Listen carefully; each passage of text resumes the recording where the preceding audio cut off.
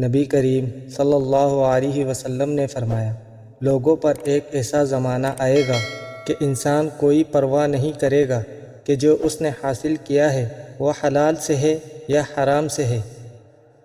رسول اللہ صلی اللہ علیہ وسلم نے فرمایا، کسی انسان نے اس شخص سے بہتر روزی نہیں کھائی جو خود اپنے ہاتھوں سے کما کر کھاتا ہے۔ اللہ کے نبی داؤد علیہ السلام بھی اپنے ہاتھ سے کام کر کے روزی کھایا کرتے تھے۔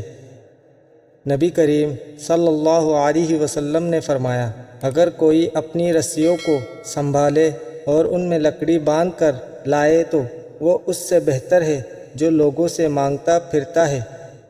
نبی کریم صلی اللہ علیہ وسلم نے فرمایا، ایک تاجر لوگوں کو قرض دیا کرتا تھا، جب کسی تنگ دست کو دیکھتا تو اپنے نوکروں سے کہہ دیتا کہ اس سے درگزر کر جاؤ، شاید کہ اللہ تعالیٰ بھی ہم سے آخرت میں درگزر فرمائے۔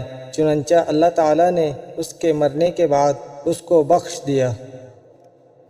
آپ حدیث سننا پسند کرتے ہیں تو ہمارے چینل کو ضرور سبسکرائب کریں اور گھنٹی کے بٹن کو آل پر سیٹ کر دیں تاکہ ہمارے تمام نئے آنے والی احادیث آپ تک بر وقت پہنچتی رہے۔ شکریہ۔